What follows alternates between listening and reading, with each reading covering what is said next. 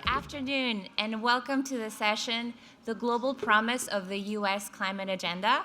My name is Maria Ortiz-Perez, and I'm the Managing Director of the Energy and Environment Program at the Aspen Institute. In late 2021 and in 2022, three major pieces of legislation were signed into law in the United States: the Infrastructure Investment and Jobs Act, the CHIPS Act, and the Inflation Reduction Act. Taken together, they authorize more than $2 trillion in funding and incentives for up to 10 years and stand among the most significant investments in the United States has ever made in improving its industrial competitiveness. These laws seek to rebuild the country's infrastructure, accelerate the transition to a green economy, and promote job growth, workforce development, and equity. They are shaping and could shape the economy for years to come. These policies were passed in the context of facing challenges such as the COVID-19 pandemic aftermath, global supply chain instability, and rising climate and geopolitical risks, and have renewed debate worldwide about the role of industrial policy and government support for companies and industries deemed strategically important. Although mostly directed to activities within the US, these laws' execution is expected to influence the policies of countries around the world. From a worldwide perspective, these laws may create opportunities, but can also leave some smaller players behind. For example, as new tax credits attract private capital to the US, other advanced economies are creating their own green energy support packages. But smaller economies that were on the rise during the decades of free trade may be at a disadvantage in a new era of aggressive industrial policy, as they lack the scale to compete against the largest economies in offering subsidies and incentives.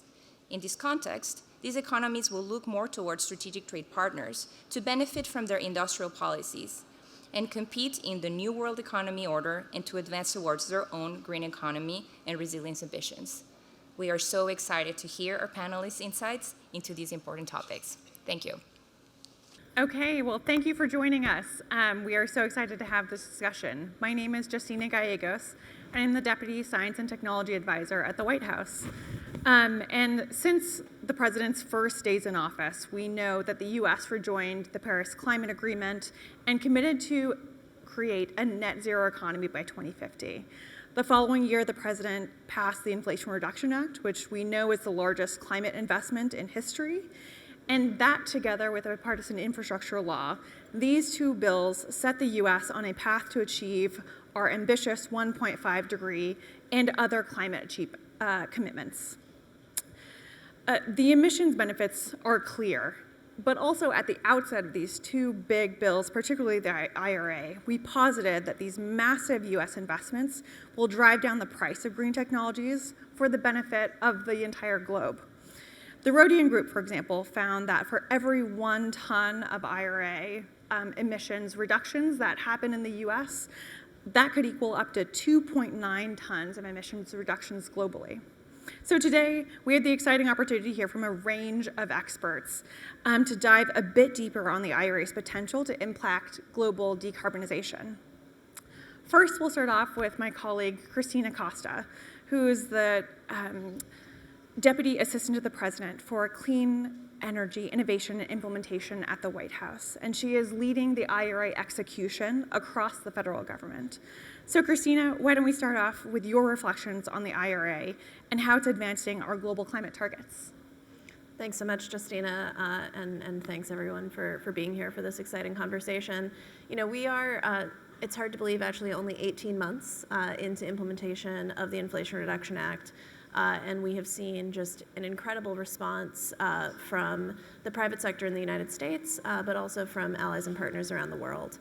As Justina highlighted, you know, the Inflation Reduction Act is at the center of our domestic plans to reach the president's ambitious targets of reducing greenhouse gas emissions economy-wide by 50 to 52% below 2005 levels by 2030. The Inflation Reduction Act and the bipartisan infrastructure law together get us about 80% of the way to that target. And I think with all of the focus on the industrial policy aspects of the Inflation Reduction Act, we have to pause and recognize how absolutely critical that achievement is for global decarbonization and for restoring the United States to not just a position of leadership in the international climate community, but to taking really the responsibility that we need to take for our historic emissions and for our ongoing emissions. By 2030, the IRA alone should be reducing emissions by 1 gigaton annually in the United States, and that represents about 3% of global emissions, just a little bit under, and so that is a huge, huge accomplishment. That being said, as we are working to implement the Inflation Reduction Act, we also want to make sure that this is not just benefiting the United States, it is also benefiting other countries around the world. One of the principal ways, as Justina sort of highlighted, that we anticipate that will happen is by driving down the costs of clean energy technologies. The Boston Consulting Group has assessed that the IRA, through incentivizing investments in the United States, should help reduce the cost of certain clean energy technologies, especially some next generation clean energy technologies that we all really need to be increasing investment in, things like hydrogen electrolyzers and heat pumps and those sorts of things, by as much as 25%. And by driving those costs down, that will make the clean energy transition more affordable and accessible for countries around the world. But of course, the IRA is just one piece of all of the important work that the Biden-Harris administration is doing to advance our climate leadership. And it sits alongside things like the Global Methane Pledge, like the Agriculture Innovation Mission for Climate, like our JET-P partnerships with key countries around the world to help accelerate clean energy transitions. And so it's still amazingly kind of early days for the Inflation Reduction Act itself. We're seeing a lot of activity and a lot of progress, but we know that we have to do even more, and I think that's what is going to be so exciting about the panel discussion we're all about to have. Great. Well, thank you, Christina, for both your leadership implementing that immense set of activities, but also for that recap. Next, we'll go to Pep Bardui, the Special Advisor for Resilience in the Barbados Prime Minister's Office and the Director of the Bridgewater Initiative, which has a bold proposal to reform development finance, particularly around adaptation. So Pep, can you share on what your thoughts are on the IRA and really the broader US climate agenda is doing for the world, and also how it's being perceived globally? Sure, thank you, and thanks for the opportunity. The work that you're doing is amazing. I don't think it should be underestimated. I think there's perhaps two ways to look at this. On the one hand, I think when the IRA was first announced, there was a bit of a knee-jerk reaction from even friendly countries that, this is protectionism. This is actually going to cause a lot of challenges for us down the road.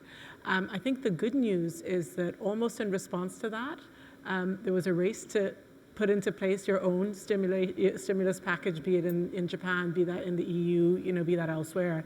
So I think that in some regards, the nervousness around the IRA's focus on the US companies and benefiting them actually has caused a bit of, and I've read this, in many places, a bit of a race to the top, where everyone's like, wait, actually, we want to outdo this. We actually need to put into place something. So I think that's one perspective. Is that, initially concerning and then catalyzing. I think the other perspective, which is very much on the other end of the spectrum, so we're not talking about OECD countries, we're talking about now emerging markets and developing economies, which is what the Bridgetown Initiative focuses on. I think the response is very much, as you've outlined, down the road, this is going to have a benefit. There will be a reduction in costs of new technologies. But my perspective is that technology costs are only a fraction of the total costs of developing and implementing projects and large-scale transformation programs across the developing world, particularly in small island states. So we're not talking about the Chinas, the Indias, the Vietnams, the Indonesias, which are large markets that many developers and financing partners want to actively get involved in. We're talking about the smaller countries. I always say kind of the Barbadoses, the Bangladeshs, the Burkina Fasos, which have very ambitious energy transition plans. And it's not just about renewables. In many countries, it's also about energy access, right?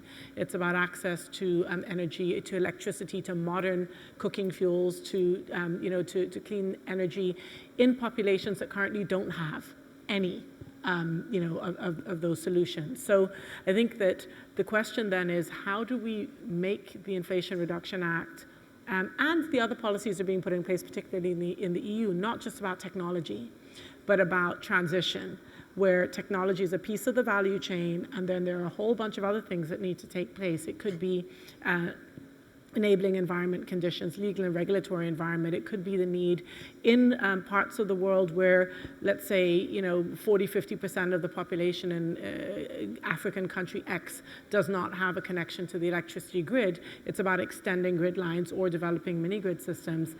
In other instances, it's about the perception of country risk and the cost of capital. So, when you think about what it takes to deliver a solution on the ground, technology availability, technology access, and technology costs are incredibly important, but they're a piece of a much larger waterfall that has to be addressed. And I would say that looking at some of the policy instruments that the US itself has had to deal with, I mean, I've read about, permitting.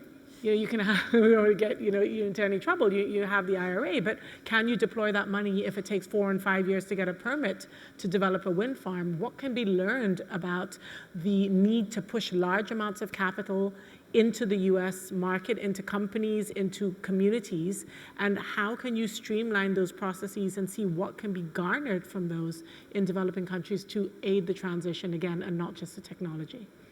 Great. Well, thank you so much for those thoughts, Pep.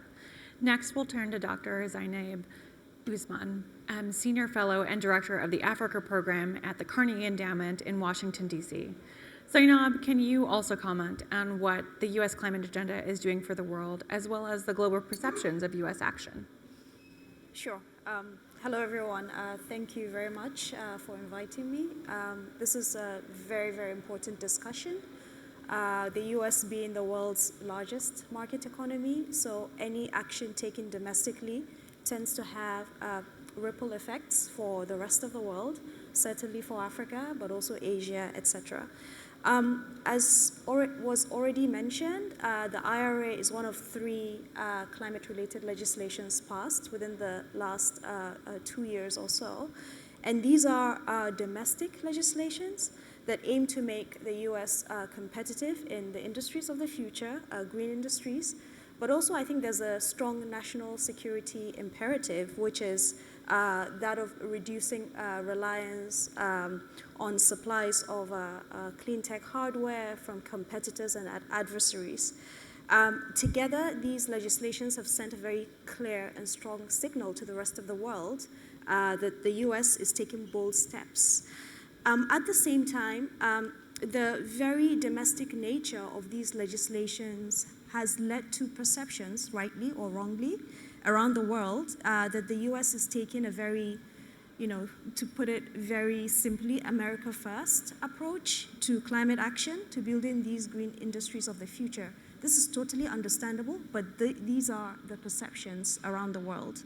And I say this because there are very specific provisions in the IRA, particularly, but also, the other legislations that prioritize domestic production of the batteries, the solar panels, the wind turbines, the components, by using tax incentives, grants, and subsidies.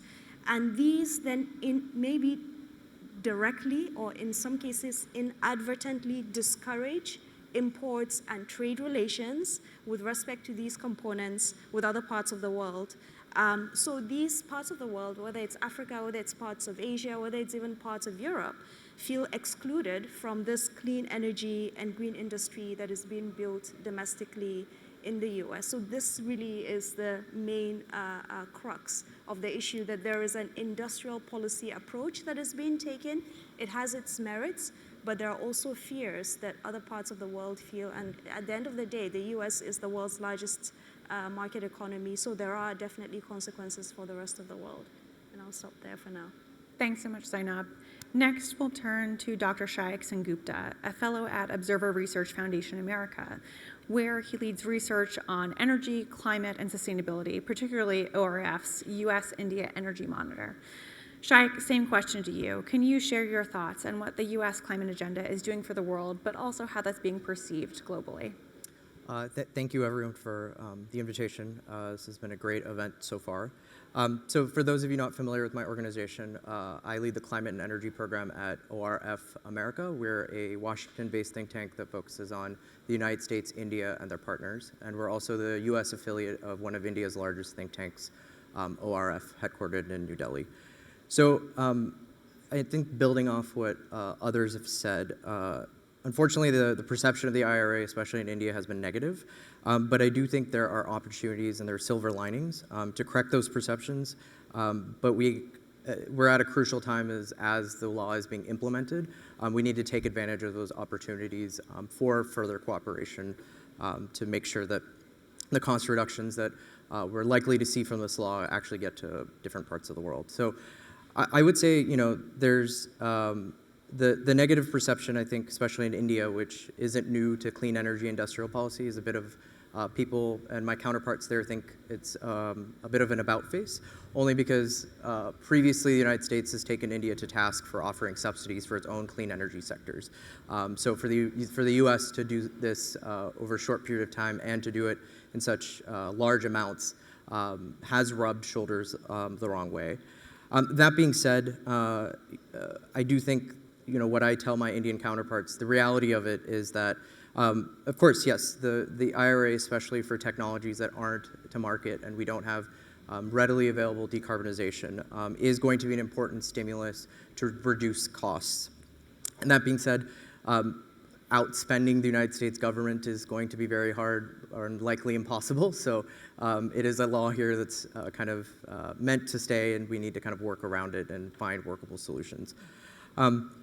So just building off what's been said, I think while we will see lower costs of technology, there are a myriad of different things to get that technology to different parts of the world. And we kind of assume that there's a globalized, frictionless trade regime, which is really not the case. And the IRA is actually one of the causes for some of this regime being upended.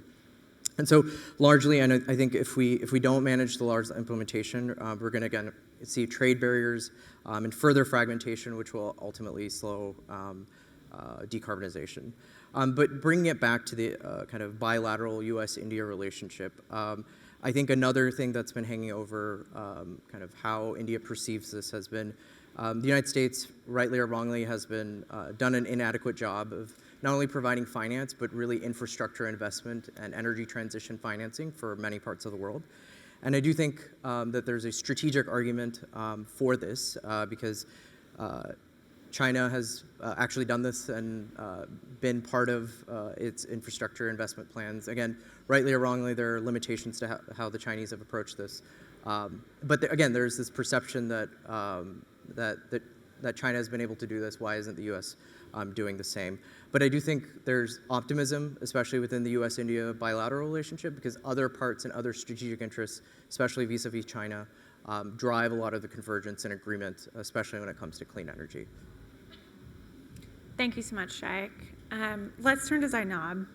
And specifically, would love to understand your thoughts on how the U.S. can build upon the IRA to facilitate partnerships across Africa in strategic green sectors. That's a great question because we, and I lead an Africa program at the Carnegie Endowment for International Peace in Washington, D.C. When the IRA was enacted, we decided to do an analysis to identify the opportunities that we started to see with respect to U.S.-Africa partnerships in clean energy supply chains. And one of the reasons for doing this analysis was because, obviously, as I also mentioned earlier, there were already a lot of fears and anxieties around the potentially negative impacts for the rest of the world. But we could also see that there were specific opportunities, so we wanted to identify them. When we did this analysis, we found that across these three major pieces of legislation, there was something in the region of, $48 to $50 billion in appropriations that could be relevant for forging partnerships with Africa and indeed other parts of the world. I mean, these are not appropriations meant specifically for that purpose, but they could be if, there's the political will, if there could be additional policy innovations, etc. So the three opportunities we identify are as follows, and I'll summarize them very quickly. The first is really around minerals, what is called critical minerals. We prefer to use the term transition minerals because it's a little bit more encompassing, and battery material processing. That we saw significant opportunities and potential for American companies to be able to source these minerals and metals that are essential inputs to clean energy hardware to be sourced really from African producers. And this is because there are something in the region of 20 mineral producing countries in Africa for which the sector accounts for at least 25% of their exports or so. And there are countries among these African countries that already have duty-free access to the US market under the African Growth and Opportunity Act. And therefore, it just seemed like this was, an obvious opportunity that could be exploited only if we could think of additional policy innovations and regulations. AGOA, that's the African Growth and Opportunity Act that gives this duty-free market access to African countries, is about to expire. So there are discussions around its reauthorization. So that really is the first opportunity. The second one is around research, development, and commercialization. And we found that there are opportunities there for partnerships between US firms and African entities along at least two areas. One area is around hydrogen. There are countries on the African continent, Morocco, Namibia, South Africa, with strong hydrogen potential, but where there is very limited US participation in that sector. And then also around nuclear energy for civilian power generation purposes. Again, this is an area emphasized heavily in both the CHIPS and Science Act, as well as I think the CHIPS and Science Act, I would say in particular. And there are African countries right now that are keen to develop their civilian nuclear energy programs, but they are looking to entities and vendors in Russia and in China. So again, an opportunity there for collaboration. And the third and final one that I want to mention is around data collection and analytics. We see very strong synergies there between priorities outlined by the US, and particularly the CHIPS and Science Act, and African countries on strengthening data collection and analytics on the global supply of transition minerals and in energy demand forecasting. So I think it's one of the legislations, I forget which one specifically, authorizes the strengthening of the Earth Mapping Resources Initiative of the US Geological Survey.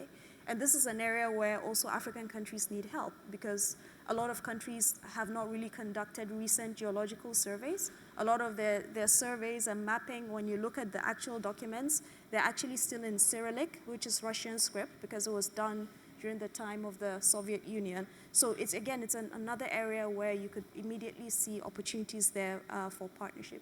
So those are the three areas that we identified. And you can find the report online. It's entitled, "How Can African Countries Participate in US Clean Energy Supply Chains?"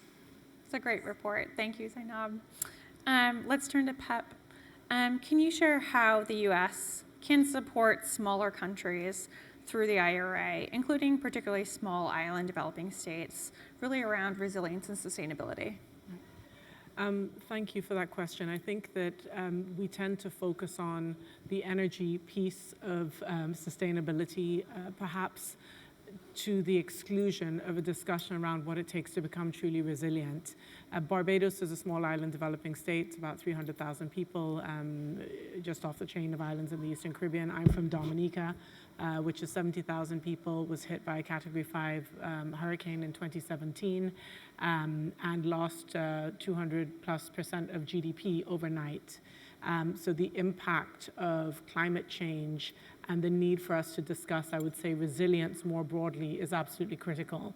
I think that, again, small island states are a piece of the puzzle, right? We're also looking at countries in Africa. I think Zainab, should feel free to jump in on this, but also island nations in the Pacific. It's unfortunate that we are where we are in the energy transition in countries that have abundant solar resources, in many cases abundant, onshore wind resources, certainly offshore wind resources, in some cases geothermal energy, in very few cases, again, for island nations, hydropower. But the reality is that for fairly small systems between 20 and 200 megawatts, even if they are not interconnected, which is what you have with true island nations, right? You don't have interconnection. There is no reason that island citizens should be paying 30, 40, 50 US cents per kilowatt hour, where they're highly reliant on fossil fuels, heavy fuel oil, diesel that's imported, and for which price volatility kind of goes up and down.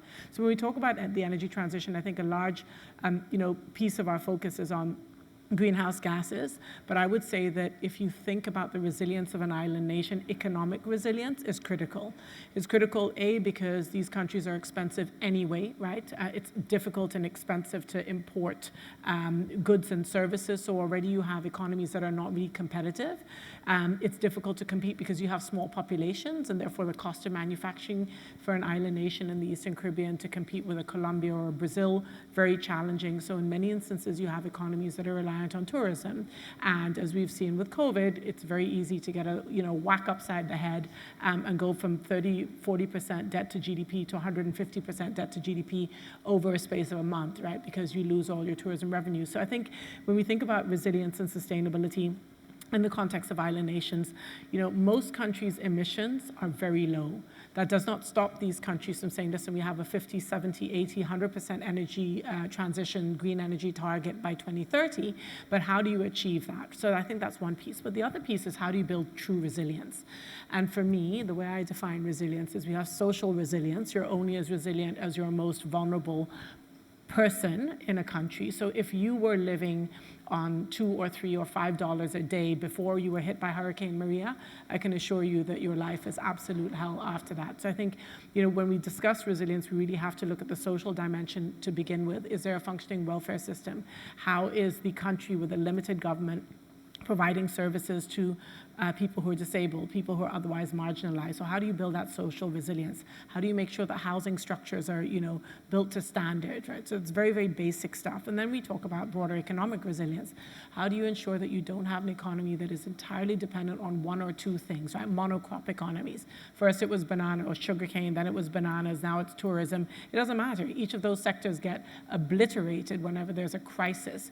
I grew up in Zambia. Zambia was a copper economy until the copper prices tanked, and that was another crisis, right? So these kind of monocrop economies, I think, sorting out the need for economic diversification is at the core of resilience. And then we can talk about all the other stuff related to climate resilience and how do you build your grid, and should it be centralized, should it be decentralized, should you do what Puerto Rico has done, which is have like 8 mini grids, should you do what Hawaii is doing, which is, grids and battery storage, or, generation with battery storage. So there's many ways to kind of solve, I will say, always the technology side of it, but building up economies and societies that are inherently resilient is really, really challenging. So to turn it right back 15 minutes later to your question, how does the US help? I think you help by not just, again, focusing on a sector. It's not just about energy sector resilience or energy sector greening and transitioning. It's about how do you develop a sector, an economy-wide sector cross-cutting approach to the long-term development pathways, right? How do we make sure that we're not educating to the tertiary level, which is what you have in many island nations, certainly in the Caribbean, highly educated young people who then don't have jobs and migrate to the US, Canada, or the UK, or the EU, right? So you have this massive brain drain. So I would strongly encourage a mindset which is, not just about how do we get countries to transition from one energy technology to the other. It's how do we build up economies that are able to stand on their own feet and literally weather the storms, be those climate-related, COVID pandemic-related economic shocks, global economic shocks across the world that then trickle into the Caribbean or into other island nations. I think that's really, really important. And the second piece, and this speaks to China or India, wherever it is that the countries are now getting, developing countries, not just in the Caribbean, are getting the majority of their investment.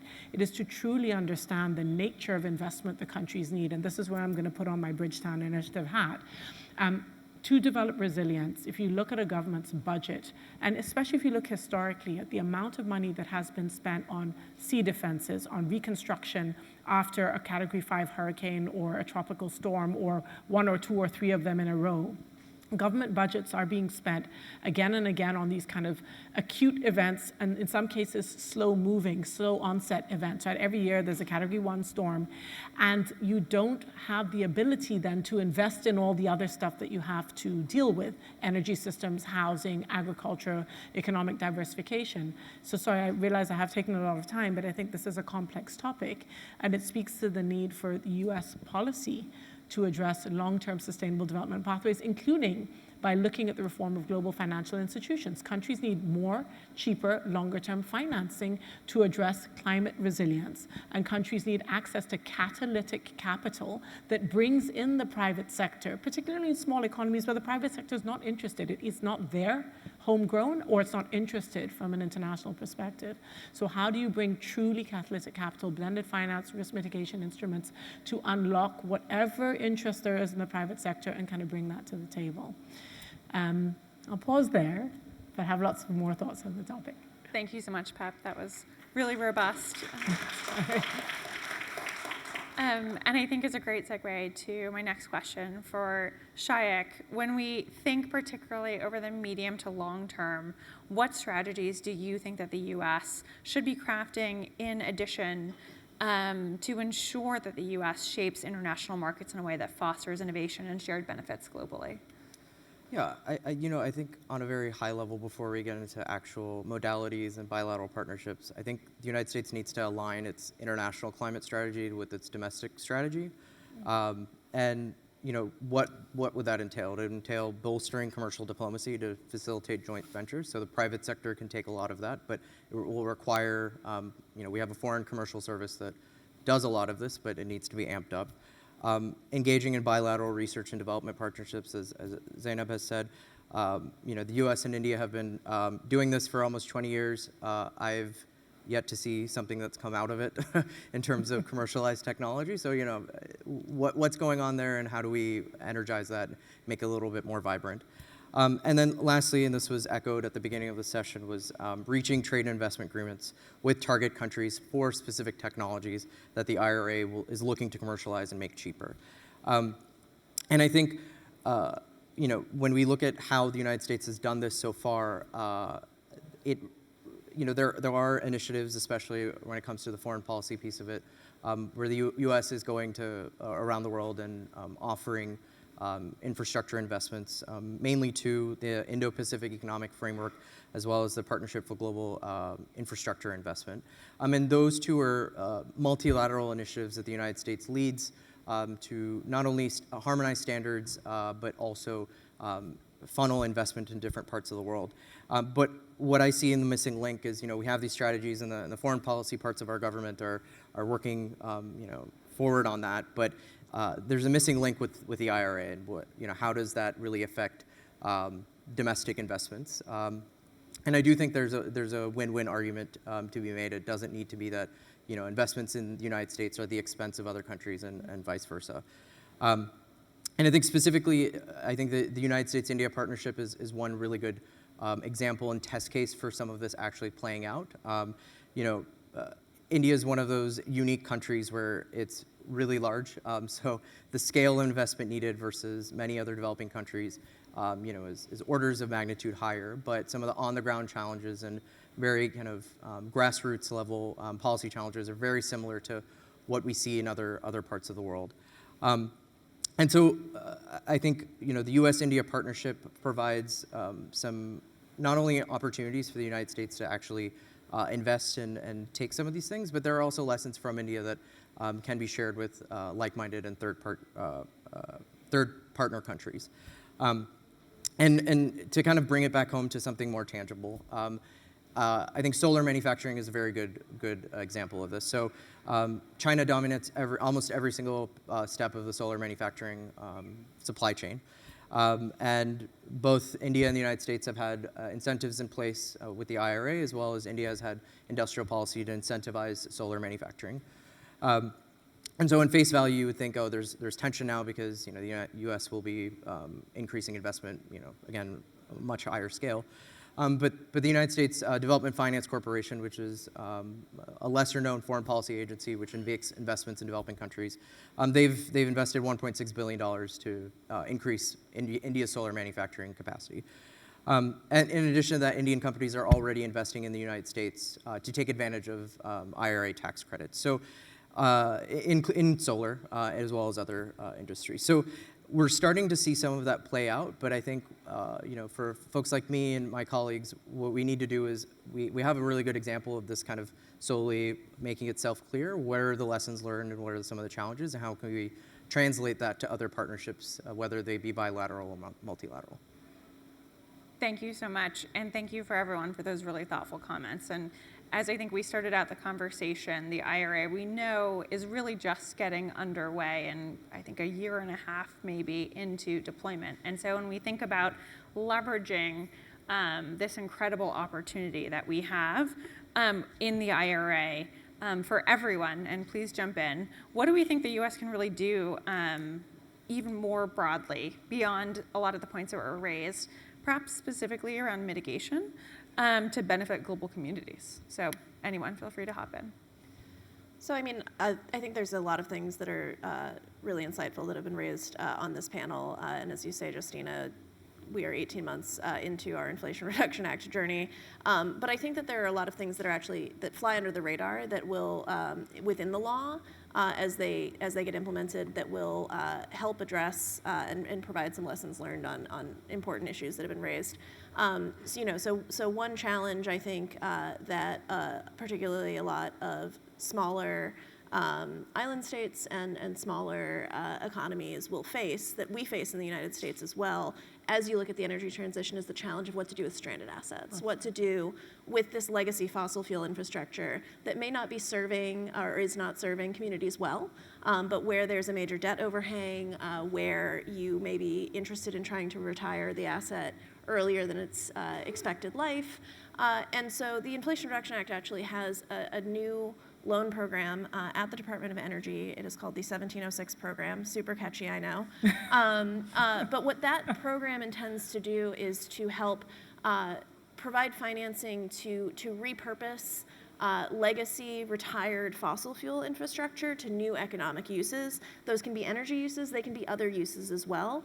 And I think while the context of the United States remains distinct, that program and that process will create a lot of important lessons learned for how other countries will be able to do that, and how the United States, through our global lending institutions, how multilateral development banks, through their through their programs and authorities and lending abilities, will be able to help other countries do the same. That is really nascent. We have not. The Department of Energy has received some initial applications for that, but we've not made yet a single loan under that program. And so that is going to be a long tail of a lesson learned from the Inflation Reduction Act that I think will help benefit a lot of the things that we're talking about today. And I think as we continue implementation, those kinds of lessons learned are going to end up being a two-way street between the United States and the rest of the world, where we will have a lot more information, a lot more ability to speak to. Here are some things that we have discovered work to make permitting work or to accelerate permitting, right? Here are things that we have discovered help create different kinds of capital stacks for different scales of projects in different kinds of communities depending on their financial situation. The headline numbers from the Inflation Reduction Act, the big private sector investments, attract a lot of attention. They take up a lot of the oxygen. But over time, we are, I think, going to be able to take what we have learned from these kind of programs and these kinds of experiences and work with our allies and partners around the world as they approach their own energy transitions to lower the cost of capital, to deploy those technologies, but to do it, to your point, in a way that is community-led, really, at the end of the day. Thanks, Christina. Anyone else? I think I want to circle back a bit to our opening, in which a couple of us mentioned that the way the IRA is perceived globally, perhaps in a way intended or unintended by those who came up with the IRA and its implementers. Whilst for a lot of maybe low and middle income countries, there are fears and there are anxieties, we're also seeing, in a sense, counter responses. So in the EU came up with a Critical Raw Materials Act in 2023, which also has its own,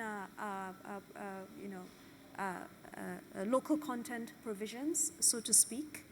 But in other countries too, whether it's Indonesia, whether it's India, whether it's even China, what we're seeing is also a kind of a reinforcement of a belief that the industrial policies that they were pursuing previously were actually right on track, right? So I think there's a fear also among a lot of experts that we may end up seeing a race to the bottom in which wealthy countries kind of, shield themselves. They have the resources, the financial resources to be able to do stimulus, to be able to provide significant subsidies and tax incentives and tax credits, whereas the poorer countries are kind of left behind. So that then raises the question of really what happens to global cooperation, what happens to our global economy, what are the implications for investments, for trade relationships.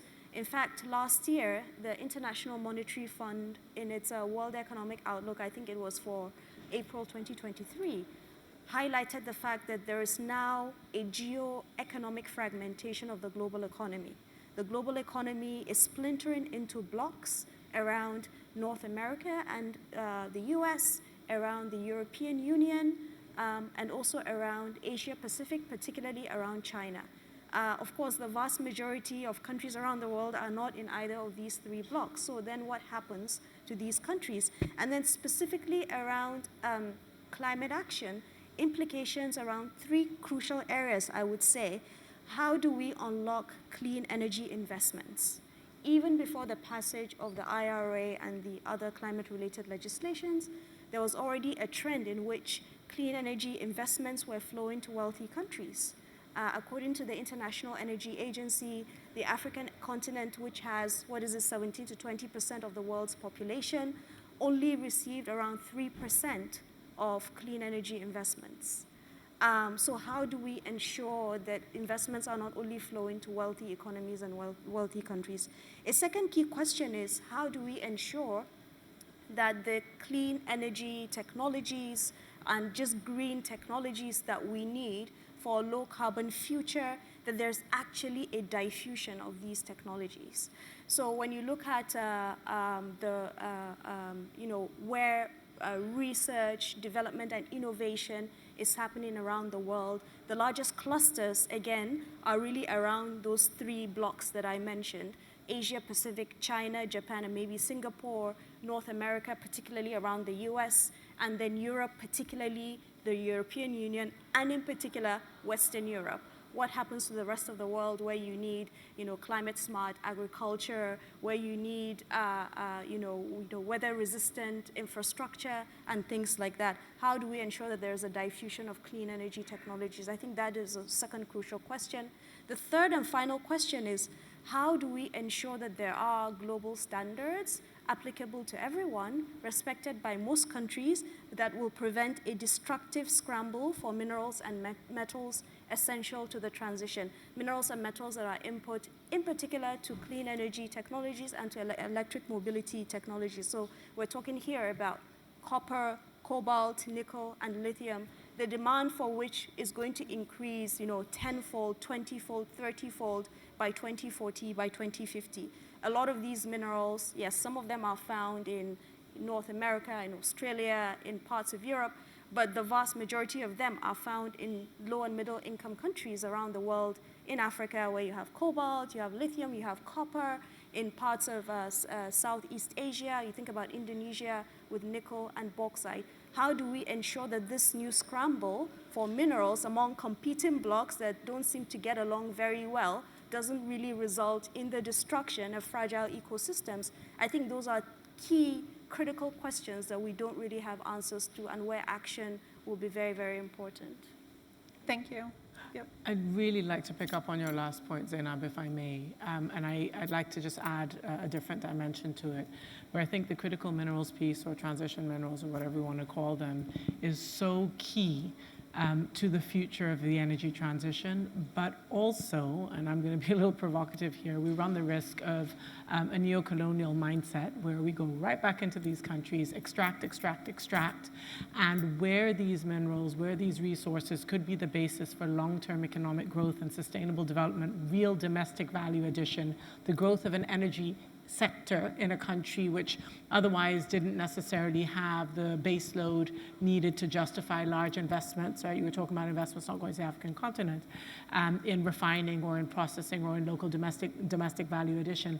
How do we ensure that we're not just setting standards for extraction or standards for the protection of biodiversity or communities or labor standards, but that these resources are the basis, again, of long-term economic growth that is consistent with sustainable development and helps to build that economic and social resilience and cohesion. So I actually have deep concerns about the scramble for resources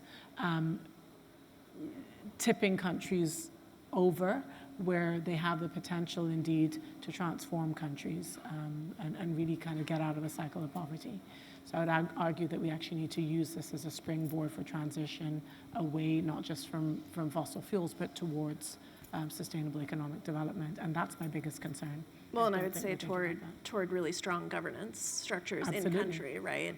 Obviously, there can be incredible pressure to just take what money is on the table for an asset, but that is not necessarily the right long-term decision.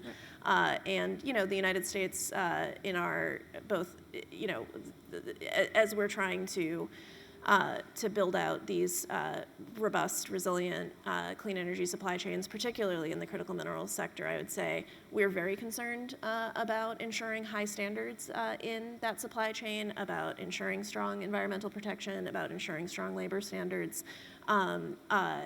And those are areas where we are working very actively, both through our domestic policy and our trade policy and our diplomacy, through things like the Mineral Securities Partnership and other initiatives, to try to work with allies and partners around the world to do exactly that.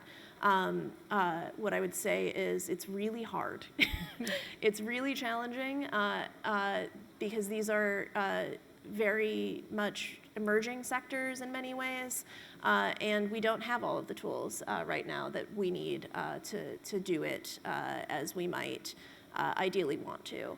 And so those are areas where we are working to develop additional tools. I think where one thing I would just want to say before our time is up is that one of the highest priorities, I would say, for the President, for our Department of Treasury, our Secretary of Treasury, Secretary Yellen, as we're looking both back at the last G20 cycle, ahead to the next G20 cycle, is on MDV evolution, as we apparently are calling it, but really trying to ensure that we're fully leveraging the capabilities of the World Bank, of other MDB balance sheets, but also strategically injecting capital and using new tools to expand opportunity through those institutions, which I know have had any number of challenges that we could probably spend another hour talking about, but where in a world where we, the United States, are not going to have, and I don't think anyone would really want us to have, a Belt and Road-esque initiative. I think that has come with a lot of hair on it, as countries have discovered.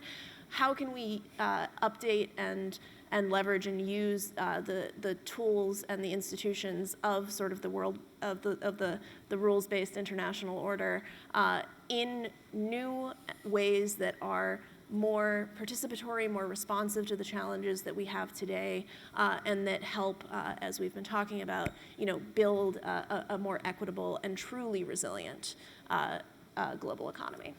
Thank you. If I could just add really quickly, I think on this issue of standards, when we go about doing this, I think the United States needs to avoid and Europe for that matter, avoid paternalism. So I think these countries need equal seats at the table. Otherwise, again, you have some of these tensions where whether that be environmental standards, social standards, governance standards, we can't let the perfect be the enemy of the good. And we need to work with countries to treat them as equal partners. Otherwise, we, again, have the perception that high-income developed countries are calling the shots without consulting or taking into account the impacts on lower and middle-income countries. Well, thank you all for this really robust discussion, and we'd love to get everyone here in on the conversation. So if you have a question, particularly about how the IRA and broader climate action can be a catalyst for global climate action, would love to hear those questions. And I think we have mics in the audience. If folks want to raise their hands, we can pass them around. And if you want to direct your question generally to the group, or if you have someone in mind, shout them out. Thank you. Hi, I'm Matthew Lee from MSCI ESG Research. I feel like every report I read about climate finance says we need more blended finance. It's just sort of thrown out there without much specificity. So I know that's a big topic and another whole session, but maybe if some of the panelists could spare one innovation or one reform they're excited about that could help change that reality so that we don't have to read that bullet point in the conclusion every year when that report comes out. Thanks. I'm happy to jump in. Sorry, it's really hard to see the audience. The lights are in our eyes here. But yeah, I think I see you there. Thank you for your question. Yeah, blended finance is a bit of a catch-all, but it's also a bit of the flavor of the month, right? It comes up again and again. But I would argue that it's not so much about innovation. I think it's about scaling what we know works. I've spent quite a bit of time in the MDB space, specifically at the International Finance Corporation. I will say that some of the very boring stuff that needs to happen but has demonstrated results, again, let's talk about the energy transition, is take South Africa's renewable energy IPP program, where 6,000 plus megawatts were installed between 2010 and sort of 2020. So large scale across multiple technology types.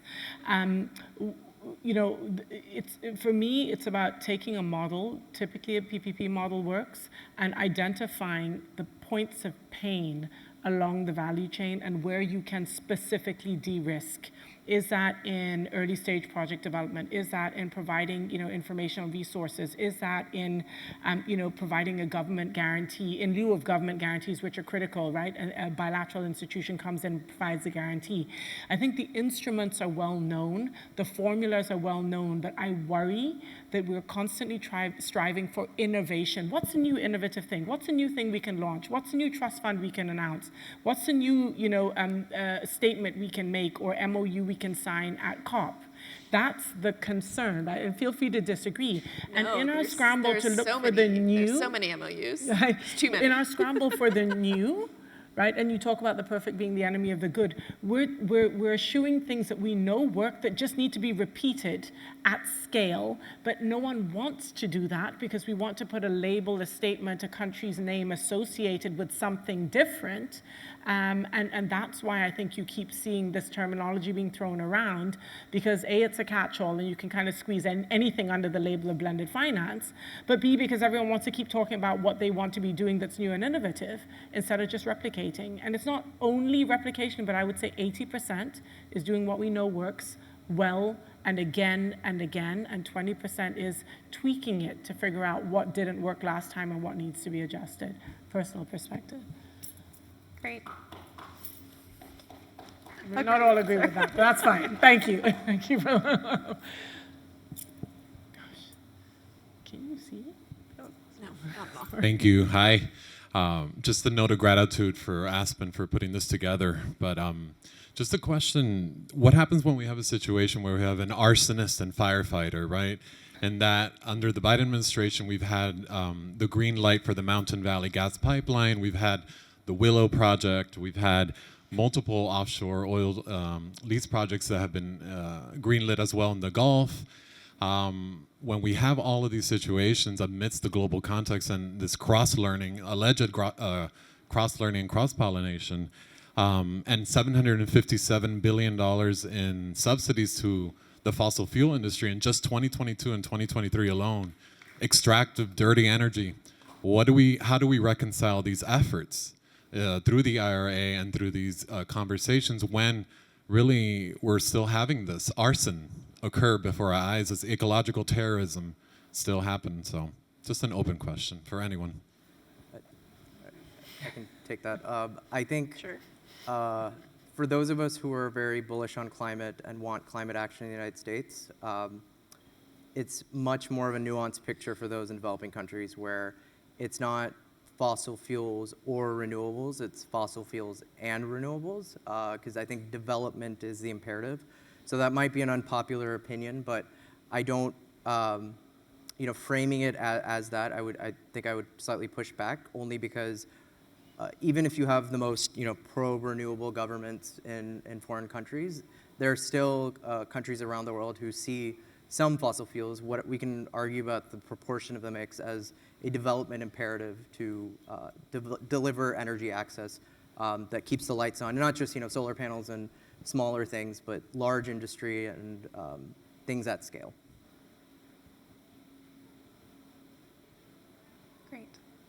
Great. Well, thank you. Other questions? Hi, thank you so much. It was very informative, and I think those of us that have been involved in creating change of some sort know that the best way to do that is through multiple lanes. It's not one way to do it, it's a lot of different ways, and so it's great to see the development on the financial side get to the point where we're really talking about what it means financially to corporations and to individuals and others. But my question is, it's my understanding, and I'm sure there's people in this room that are much more eloquent in this subject matter than I am, but as somebody who's been a grassroots person, and I come from that angle, the issue of, let me ask the question first, is it true that the data that we currently have on fossil fuels or on this whole issue tells us that the only way we're going to get to where we're going to get for sure is by having a fossil fuel-free world at some point? And so if that's true, you can disagree with that, and the people that did that research, but if that's true, does it make sense to include that message in all of these different aspects, including the financial pathways that we have, so that the average person can understand what it is that you just eloquently expressed the last 40 minutes and can provide the kind of pressure and support that actually creates the change that we need?